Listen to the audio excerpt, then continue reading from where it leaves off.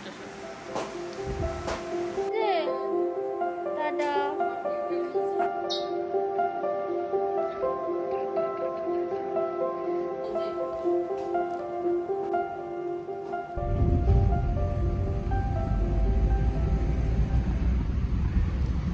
বেরিয়েই পড়লাম বাড়ি থেকে।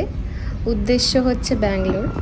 তোমরা অনেকেই আমার লাস্টের আগের ভিডিওতে দেখেছিলে যে আমি আমার কারেন্ট জব ছেড়েছিলাম কারণ আমি ব্যাঙ্গালোরে চাকরি পেয়েছি, তাই তো আমাকে তো যেতেই হতো। আমি জানতাম আমাকে যেতে হবে। বাড়িতে মা একা রয়েছে, মাকে একা ছেড়ে যাচ্ছি। অবশ্যই বেশি দিনের জন্য আমি যাব না, কেননা মাকে সম্পূর্ণ একা রেখে যাওয়া আমার পক্ষে সম্ভব নয়। কিছুদিনের মধ্যেই চেষ্টা করব ফিরে আসার, হয়তো আবার পরে যাব, দেখছি কি করা যায়, এখনও কিছুই জানি না, কিন্তু এটুকু জানি যেতে হবে, তাই যাচ্ছি। হ্যাঁ, মাকে আমাকে আমরা যাতে ভালো থাকি, সব যাতে সুন্দর থাকে, সেই জন্যই যেতে হচ্ছে। যেহেতু বাবা নেই, অনেক কিছুই পাল্টে গেছে লাস্ট 2-3 ইয়ার্সে আমাদের জীবনে, তো সেই সমস্ত কারণেই অনেকটা আমি সোশ্যাল মিডিয়া বা ইউটিউব থেকে হয়তো দূরে আছি। তো আবার চেষ্টা করব আমি ফিরে আসার একটু একটু করে। তো আমার কাছে অনেক ভিডিও আছে, আমি ভিডিও ওরা কিন্তু ছাড়িনি জানো, কিন্তু হ্যাঁ, পোস্ট করা হয়নি বা এডিট করা হয়নি, তোমাদের সাথে শেয়ার করা হয়নি। এক এক করে চেষ্টা করব সমস্ত ভিডিও তোমাদের কাছে নিয়ে আসার। আবার হয়তো নতুন করে ব্লগিং ভিডিও সব কিছুই করার চেষ্টা করব।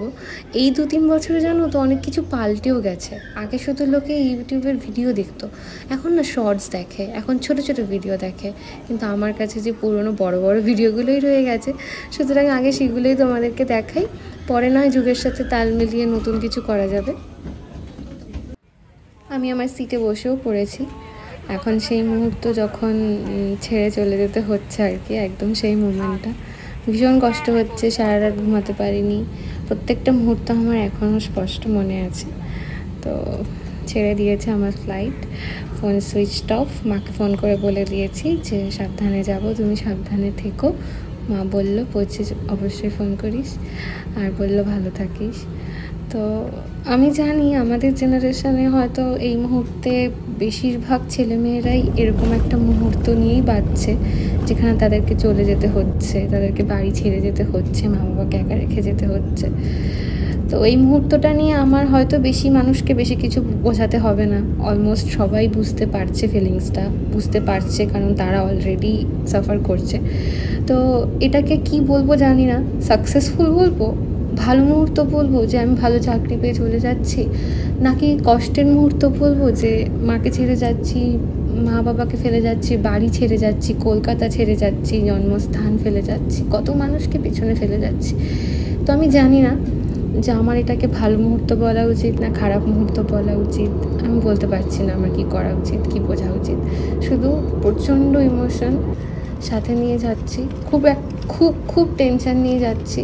কেননা আমাকে সবাই ফোন করে বলে যে মাকে ভালো রাখিস। আমি কাউকে ফোন করে বলার আর কেউ নেই যে মাকে দেখো বা মাকে ভালো রেখো, মানে আমার সেই আর জায়গাটা নেই। কেননা যাচ্ছ তো সবাই বাইরে, কিন্তু আমার মতো পরিস্থিতিতে দিয়ে হয়তো খুব কম মানুষ। কেননা মাকে রেখে ফেলে একা রেখে যাওয়া ভীষণ difficult, one of the toughest job আমি আমার লাইফে করলাম। তো বোঝানো সম্ভব নয়, সত্যি এখনও ইমোশনাল হয়ে যাচ্ছি। তো যেতে তো হবে, তাই যাচ্ছি, এই আর কি।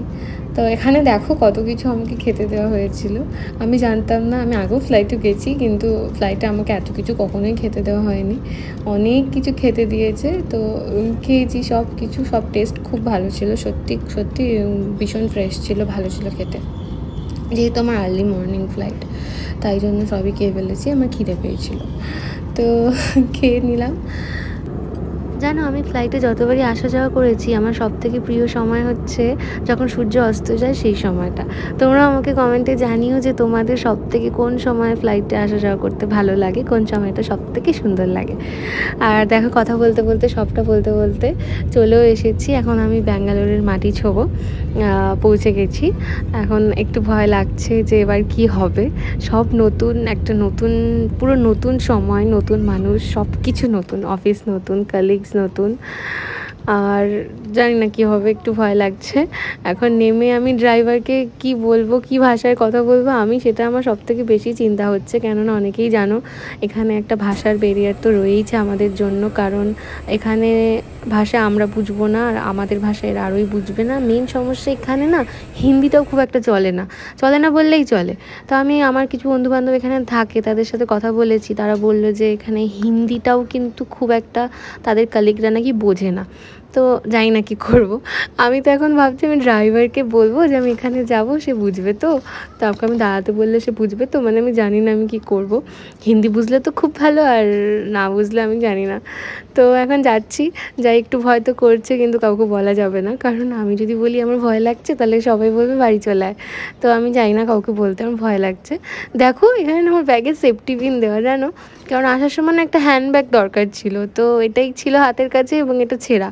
তো আমি সেফটি পিন দিয়ে কাজ চালিয়ে দিচ্ছি। আমার আবার অত ওসব নেই, ভীষণ আনাস্থেটিক জানি, কিন্তু কি করব, কাজ চলে গেছে, এটাই এখন মানে সেই মুহূর্তে বেশি ইম্পর্টেন্ট ছিল। তো এখন আমাকে ড্রাইভার খুঁজতে যেতে হবে। বিশাল বড় এয়ারপোর্ট, মানে আমি জানি না আমি কোন দিকে, কি অনেক নাম্বারিং আছে। তো চলে এসেছি অনেক জিজ্ঞেস করে। তো জানো এয়ারপোর্ট থেকে না ব্যাঙ্গালোর মেন সিটি প্রায় 2-3 ঘন্টা, ভীষণ দূরে। তো অনেকেই কী করে, উবের বুক করে, উবেরে না 2-2,500 টাকা প্রায় নিয়ে নেয়। তো আমি এয়ারপোর্ট ট্যাক্সি বুক করেছি আমার বন্ধুর থেকে শুনে, যেটা মাত্র 800 টাকা নিয়েছে। বাসও যায় 250 টাকার মধ্যে। তো তোমরাও যদি কেউ এসো এটাই করো। তো এখন যাই, আমি আমার জায়গায় যাই, বাকিটা পরে শেয়ার করবো। টাটা।